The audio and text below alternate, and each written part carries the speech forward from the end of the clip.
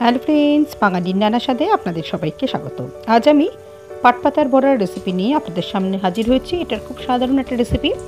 এই প্রচণ্ড গরমে গরম ভাতে জল ঢেলে হোক বা আমডালের সঙ্গে এই পাটপাতার বড়া খেতে কিন্তু ভীষণই ভালো লাগে। ঘরে থাকা খুব সামান্য উপকরণ দিয়ে মচমচে পাট শাকের বড়া সহজেই তৈরি করে নিতে পারেন। ভাজার অনেকক্ষণ পরেও এরকমই মচমচে থাকবে। শব্দ শুনে বুঝতেই পাচ্ছেন। দেখে নেওয়া যাক আজকে আমার রেসিপি। পাট শাকের বড়া করার জন্য আমি এখানে একাটি পাট শাক নিয়েছি। সবটা দিয়ে কিন্তু বড়া আমি করবো না। আমি কিছুটা ডগার দিকের মানে সামনের দিকের কচি পাতাগুলো দিয়ে বড়া করব, আর বাকিটা দিয়ে অন্য রেসিপি করব। পাতাটা কিন্তু ভালো করে বেছে নিতে হবে। পাট শাকের পাতায় কিন্তু অনেক সময় পোকা থাকে, তাই পাতার উপরের নিচের অংশটা ভালো করে বেছে নিয়ে তারপরে ডগাটা ভাঙবেন। যদি ছেঁড়া পাতা থাকে সেটা ফেলে দিয়ে তারপরে যতটা ডগা নরম থাকবে ততটা কেটে নিতে হবে।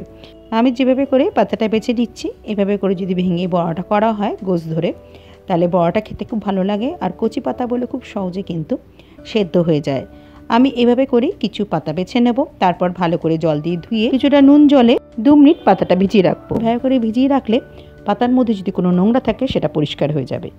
এবার ব্যাটারটা তৈরি করে নেবো। একটা পাত্র নিয়ে নিয়েছি, এর মধ্যে দিয়ে দেবো 5 টেবিল চামচ বেসন আর 6 থেকে 7 টেবিল চামচ দেবো চালের গুঁড়ো। চালের গুঁড়োর পরিমাণটা বেসনের থেকে একটু বেশি দেবো, তাহলে বড়াটা ক্রিস্পি হবে। চালের গুঁড়োর বদলে আপনারা ময়দা, সুজি বা কর্নফ্লাওয়ার ব্যবহার করতে পারেন। পাতার উপরে কিন্তু ব্যাটারের পরিমাণটা নির্ভর করে। যদি আপনাদের পাতার পরিমাণ বেশি হয় তাহলে ব্যাটারের পরিমাণটা বেড়ে যাবে। এবার দিয়ে দিলাম স্বাদ মতন নুন আর দেবো 1/2 চামচ মতন হলুদ গুঁড়ো। চাইলে আপনারা এখানে লঙ্কার গুঁড়ো দিতে পারেন আপনাদের স্বাদ মতন। কালো জিরে পোস্তও দিতে পারেন, আর যদি মিষ্টি খেতে একটু পছন্দ করেন তাহলে অল্প করে একটু চিনিও দিতে পারেন। আমি লঙ্কার গুঁড়ো, চিনি, কালো জিরে পোস্ত কিছুই দেবো না। ভালো করে শুকনো উপকরণটা মিশিয়ে নিলাম। নিয়ে এবার অল্প অল্প করে জল দিয়ে ব্যাটারটা গুলে নেব। এখানে ব্যাটারটা কিন্তু খুব বেশি পাতলা হবে না, খুব বেশি মোটাও হবে না। যেরকম আমরা বেগুনি ভাতের জন্য ব্যাটার গুলে থাকি ঠিক সেরকমই ব্যাটারটা গুলে নিতে হবে। হাত দিয়ে ভালো করে ফেটিয়ে গুলে নিলে আমার মনে হয় ভালো হয়।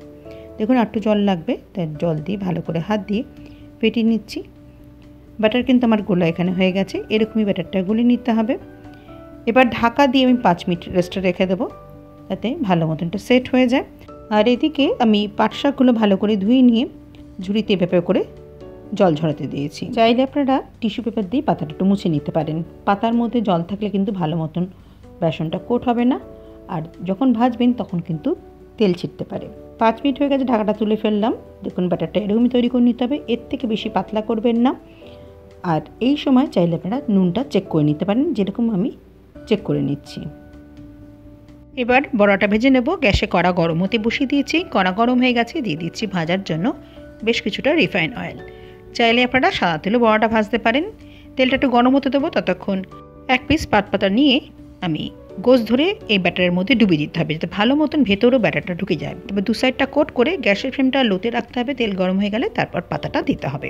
একইভাবে আমি আরেকটা পাতা কোট করে নিয়ে দিয়ে দিলাম। গ্যাসের ফ্লেমটা লোতে বা লো টু মিডিয়ামে রেখে ভাজতে দিতে হবে, তাহলে ভেতর থেকে ভালো মতন বড়াটা ভাজা হবে, খেতে ভালো লাগবে আর খুব ক্রিস্পিও হবে। এই সময় কিন্তু গ্যাসের ফ্লেম একদম বাড়াবেন না, তাই উপরের দিকটা তাড়াতাড়ি ভাজা হয়ে লাল হয়ে যাবে, ভেতর থেকে কিন্তু কাঁচা থেকে যাবে। দেখুন একটা পিঠ হয়ে গেছে, আমি উল্টে দিচ্ছি। দেখেই বুঝতে পারছেন এটা কতটা মচমচে হয়েছে। এইভাবে করে এই পিঠটাও আমি গ্যাসের ফ্লেমটা লো টু মিডিয়ামে রেখে একটু ভেজে নেব। 2 পিঠ ভালো মতন ভাজা হয়ে গেলে তারপরে গ্যাসের ফ্লেমটা একটু বাড়িয়ে দেবেন। তবে উল্টে পাল্টে একটু লাল করে নিয়ে বড়াটা তুলে নিতে হবে। এভাবে করে তুলে নিলে বড়ার উপরটা একটু ক্রিস্পি হয়, খেতে ভালো লাগে। এই বড়া খেতে কিন্তু ভীষণই ভালো লাগে। পাটপাতার একটা নিজস্ব স্বাদ আছে। একবার এভাবে করে কোনো কিছু না দিয়ে শুধু নুন হলুদ দিয়ে প্লেন ভেজে দেখুন, খেতে ভীষণই ভালো হয়। বড়া এখানে ভাজা হয়ে গেছে। গ্যাসের ফ্লেমটা লোতে রেখে 2 পিস বড়া আমি একটা পাত্রে তুলে নিচ্ছি। আমি একটা বড়া কাছ থেকে দেখাচ্ছি, দেখেই বুঝতে পারছেন বড়াটা কতটা ক্রিস্পি হয়েছে।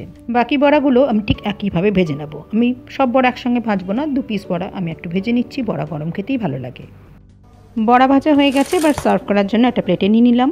শব্দ শুনে বুঝতেই পারছেন কতটা মচমচে হয়েছে। দেখতে যতটা ইয়ামি, খেতে কিন্তু ততটাই টেস্টি হয়। আমি আজকে দুপুরে গরম ভাতে জল ঢেলে পাটপাতার বড়া দিয়ে খাবো। এই প্রচণ্ড গরমে এর থেকে ভালো কিছু আর হতেই পারে না।